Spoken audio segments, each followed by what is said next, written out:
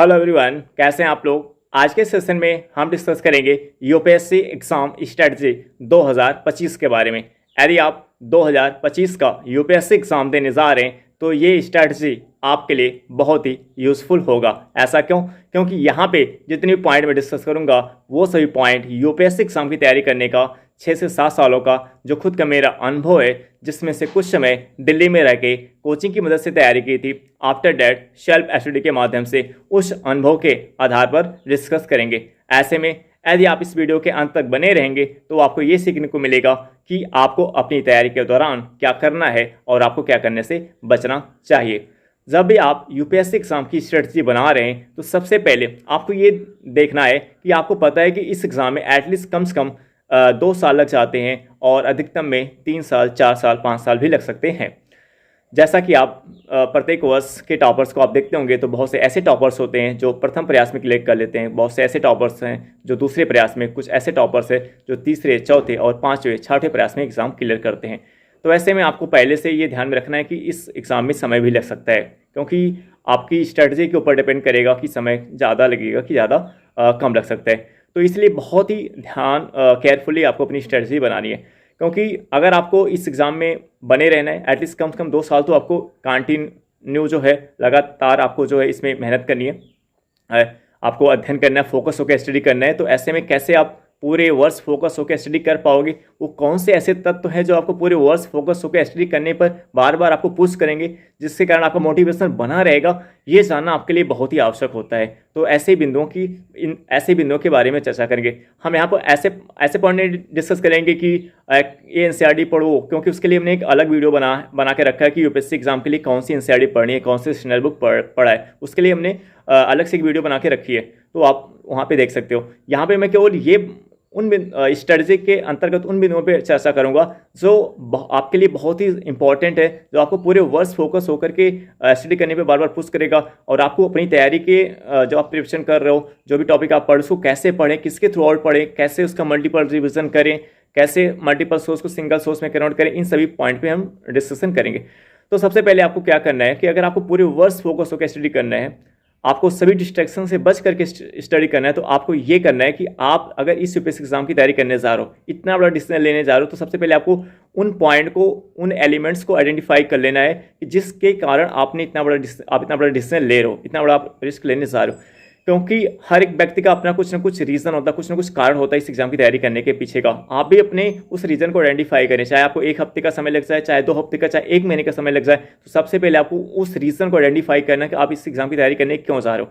और जब आप उस रीज़न को आइडेंटिफाई कर लो कि अच्छा ये कारण है जिसके कारण से आप इतना बड़ा डिसीजन ले रहे हो, तो आप उसको एक डायरी में नोट कर लो, क्योंकि वो ऐसे पॉइंट्स होते हैं, अगर कभी भी आप जैसे तैयारी करो उस दौरान आपको दिक्कतें आ रही, कुछ समस्याएं आ रही है, तो उस पॉइंट को जैसे आप देखते हो तो आपका जो मोटिवेशन है फिर से बढ़ जाता है। आप वो विचार से आपके दिमाग में चलने लगते हैं, फिर से वो आपके मोटिवेशन को बढ़ाता है, फिर जिसके थ्रू आप फोकस तो कैसे नहीं कर पाते हो। तो उस पॉइंट को आइडेंटिफाई करो और उसको एक डायरी में नोट कर लो, क्योंकि यही वो पॉइंट्स जो जिस कारण से आप डिसीजन ले रहे हो, वही पॉइंट आपको पूरे वर्ष फोकस होकर स्टडी करने के लिए बार बार पुश करेगा। तो क्या करना है, सबसे पहले उस कारण को आइडेंटिफाई करो कि जिस कारण आप इस यूपीएससी एग्जाम की तैयारी करने जा रहे हो। क्योंकि पूरे वर्ष आपको पता है जब तैयारी करोगे तो बहुत सारी समस्याएं आपके सम्मुख आएंगी, जैसे आपको एनसीईआरटी समझ में नहीं आ रही, आपको क्लास नोट समझ में नहीं आ रहा, आपको स्टैंडर्ड बुक समझ में नहीं आ रहा है, फिर कैसे आप उस सिचुएशन से कैसे आप आगे निकलें, बहुत सी दिक्कतें आपको आ रही। तो ऐसे में जब आपका वो पॉइंट क्लियर होगा, अच्छा इस कारण से आप तैयारी कर रहे हो, तो वो विचार जैसे आपके दिमाग में आएगा, चाहे तो वो विचार जो होगा आपके अंदर एक जिद लाएगा कि नहीं, मुझे इसे समझ के रहना है, मुझे इसको चाहे 1 दिन का समय लग जाए, चाहे 2 दिन का समय लगे, मुझे इस टॉपिक को समझ के रहना है, समझना है, इस एनसीईआरटी बुक को अच्छे से करना है, अच्छे से समझना है, जो भी टॉपिक आपको डिफिकल्ट लग रहा है मुझे इसे अच्छे से समझना है। आपके अंदर एक जिद आ जाएगा और वो जिद ही आपको आगे लेकर के जाएगा। यानी अगर आपने ये आइडेंटिफाई किया आप किस कारण से तैयारी कर रहे हो, वो कारण जो आपके अंदर एक जिद लाता है, वो जिद क्या होता है, आपके अंदर एक जिद वाला एटीट्यूड आ जाता है कि अगर कहीं भी दिक्कतें आ रही हैं एनसीईआरटी को समझने में, स्टैंडर्ड बुक के समझने में, तो आपके अंदर वो पावर लाता है कि नहीं, मैं इसको समझ के रहूँगा चाहे इतना भी टाइम लगे। तो ये पावर आपको चाहिए, एक जिद होना चाहिए कि नहीं, कोई भी दिक्कत है उस प्रॉब्लम को मैं फेस करके आगे बढ़ूंगा।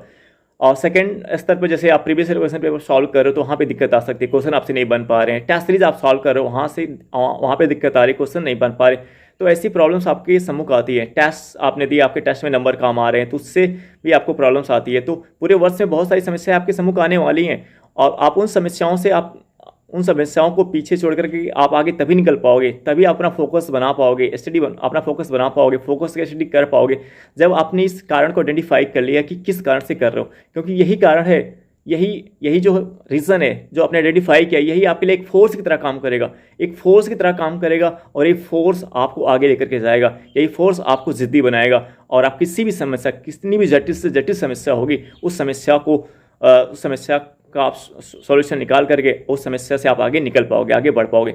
यही कारण है कि सभी टॉपर्स बार बार यही बोलते हैं कि अगर आप इस एग्ज़ाम की तैयारी करने जा रहे हो तो आपको सबसे पहले आपको ये आइडेंटिफाई करना है कि आप इस यूपीएससी एग्ज़ाम की तैयारी क्यों कर रहे हैं। तो ये पॉइंट बहुत ज़रूरी है, ठीक है ना। अब दूसरा पॉइंट जो है इस एग्ज़ाम की तैयारी का, जो आपकी प्रिपरेशन को एक सही डायरेक्शन देता है, जो आपकी प्रिपरेशन को यूपीएससी के अप्रोच की तरफ लेकर के जाता है, जिसकी थ्रू आप यूपीएससी के अप्रोच से तैयारी कर पाते हो, वो क्या है, वो है प्रीवियस ईयर क्वेश्चन पेपर का आपको मल्टीपल टाइम रिवीजन करना है। कैसे? जैसे भी आप कोई भी टॉपिक सेलेक्ट करें, मान लो आपने प्रेसिडेंट का टॉपिक पढ़ा, तो अगर आपने प्रेसिडेंट की टॉपिक को अपने एनसीईआरटी से कवर किया, फिर आप स्टैंडर्ड बुक से कवर कर रहे हो, तो 2 से 3 रीडिंग करने के बाद आप previous year question paper solve करो। जब आप previous year question paper solve करोगे तो हो सकता है क्वेश्चन आपसे बने, हो सकता है क्वेश्चन आपसे ना बने। हाँ, यहाँ पे ध्यान रखना है, प्री का भी सॉल्व करना है और मेंस का भी सॉल्व करना है। इससे क्या होगा, अगर आपसे क्वेश्चन बन रहे हैं तो अच्छा है, अगर नहीं बने तब भी आपको फायदा होने वाला। फायदा क्या होने वाला, जब आप प्रीवियस ईयर क्वेश्चन पेपर को सॉल्व करोगे, अगर आपसे क्वेश्चन बन नहीं रहे तो अपनी गलती को आइडेंटिफाई कर पाओगे, अपनी गलती को पहचान पाओगे कि आप अपनी कमी को पहचान पाओगे। अच्छा, आपके पढ़ने का जो बुक का तरीका था वो गलत था।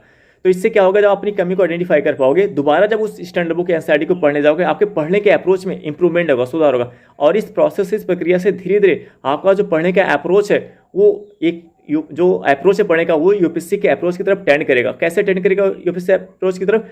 किसी भी टॉपिक को आपने एक टॉपिक कवर किया, जैसे आपने हड़प्पा सभ्यता पढ़ा, हड़प्पा सभ्यता की 2 से 3 रीडिंग की, उसके बाद उसका previous year question paper solve करिए। प्रीवियस ईयर क्वेश्चन पेपर आपसे बन भी सकता है, नहीं भी बन सकता है।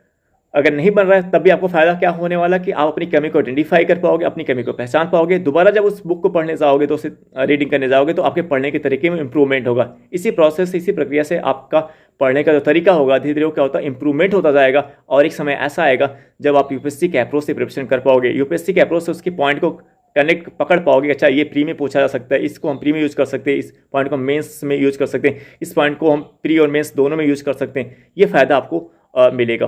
तो इसलिए प्रीवियस ईयर क्वेश्चन पेपर आपकी तैयारी का एक मजबूत हथियार होता है। आपको प्रीवियस ईयर क्वेश्चन पेपर को इग्नोर नहीं करता। अगर आप फर्स्ट डेज अगर आप अपनी रीडिंग स्टार्ट कर रहे हो, तो उसी समय आपके पास प्रीवियस ईयर क्वेश्चन पेपर और एक पॉइंट है सिलेबस भी आपके सम्मुख रहना चाहिए। क्योंकि सिलेबस ही आपको, देखिए, सिलेबस आपको ये बताएगा कि आपको क्या पढ़ना है, और प्रीवियस ईयर क्वेश्चन पेपर आपको ये बताएगा जो आपको पढ़ना है उसको किस अप्रोच से पढ़ना है, यानी उसे कैसे यूपीएससी के अप्रोच से पढ़ना है। ये आपको कौन बताएगा? प्रीवियस ईयर क्वेश्चन पेपर बताएगा। प्रीवियस ईयर क्वेश्चन पेपर आपको ये बताएगा कैसे आपको उससे पॉइंट्स, फैक्ट्स निकालने हैं जो प्रीलिम्स में यूज हो सकते हैं, प्रीलिम्स एग्जाम में जिसको आप यूज कर सकते हो, और कुछ ऐसे पॉइंट्स हैं जिनको आप प्रीलिम्स और मेंस दोनों एग्जाम में यूज कर सकते हो। ये आपको प्रीवियस ईयर क्वेश्चन पेपर के थ्रू आउट आपको पता चलेगा। तो ध्यान देना है कि आप पहले दिन, फर्स्ट डेज अगर आप अपना स्टडी शुरू कर रहे हैं, तो साथ साथ आपके स्टेबल पे आपका सिलेबस और आपका प्रीवियस ईयर क्वेश्चन पेपर आपके पास होना चाहिए। अब जो तीसरा जो इंपॉर्टेंट थिंग्स है इस तैयारी का, वो ये है कि आपको टेस्ट सीरीज, पहले आपको previous year question paper NCERT standard book को प्रीवियस ईयर क्वेश्चन पेपर के थ्रू आउट आपको स्टार्टिंग में एक बेहतर पकड़ आपको बना लेनी चाहिए। और टेस्ट सीरीज आप प्रीलिम्स एग्जाम के 5 to 6 मंथ बिफोर आप दे सकते हैं। क्योंकि अगर आप 2025 में यूपीएससी का एग्जाम देने जाए तो अभी आपके पास लगभग 2 साल का समय है।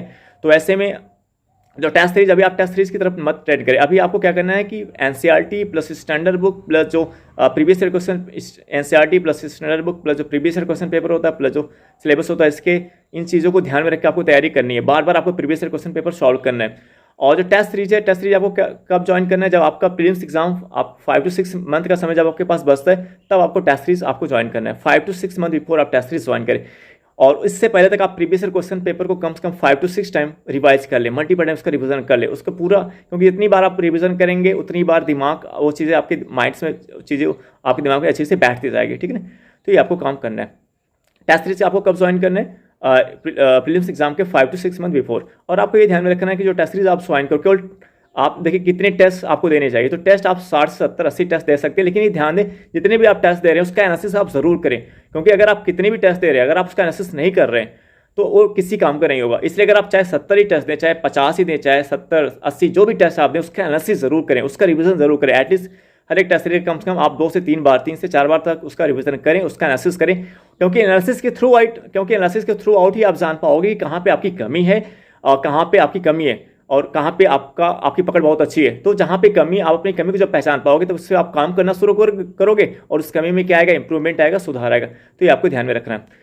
फोर्थ पॉइंट जो आपको ध्यान में रखना है कि आपको बैलेंस बना के तैयारी करनी है, संतुलित प्रिपरेशन करनी है। ये नहीं कि आप जीएस पे ज़्यादा समय दे रहे हैं या ऑप्शन पे ज़्यादा समय दे रहे हैं, तो इससे आपको नुकसान हो सकता है। बैलेंस बना के तैयारी करनी है, यानी आपको एक प्रॉपर समय 2 से 3 घंटे का समय आपको जीएस के लिए निकालना है, 3 घंटे का समय आपको ऑप्शनल के लिए निकालना है, एटलीस्ट कम से कम 2 घंटे का समय आपको 2 घंटे का समय आपको करंट अफेयर्स के लिए निकालना चाहिए और 1 घंटे का समय आपको सीसैट के लिए निकालना चाहिए। हाँ, ये आपको ध्यान रखना है कि ये नहीं कि सीसैट की तैयारी आप तब करोगे जब प्रीलिम्स एग्जाम 3 महीने बचेगा, नहीं, वो समय चला गया। अगर आप 3 महीने पहले प्रीलिम्स सीसैट की तैयारी करने जाओगे तो आपकी पूरी मेहनत बेकार हो सकती है। इसलिए सीसैट को आप जो आपके पास समय अभी से 1 घंटे डेली पढ़ना, उसके लिए उसको स्टार्ट कर दीजिए। तो बैलेंस बना के, संतुलन बना कर आपको तैयारी करनी है, यानी 2-3 एटलीस्ट कम से कम 3 घंटे आपको जीएस के लिए देना है, 3 घंटे आपको ऑप्शनल सब्जेक्ट के लिए देना है और 2 घंटे आपको करंट अफेयर्स के लिए निकालना है और 1 घंटे आपको सीसैट के लिए निकालना है। ठीक है ना।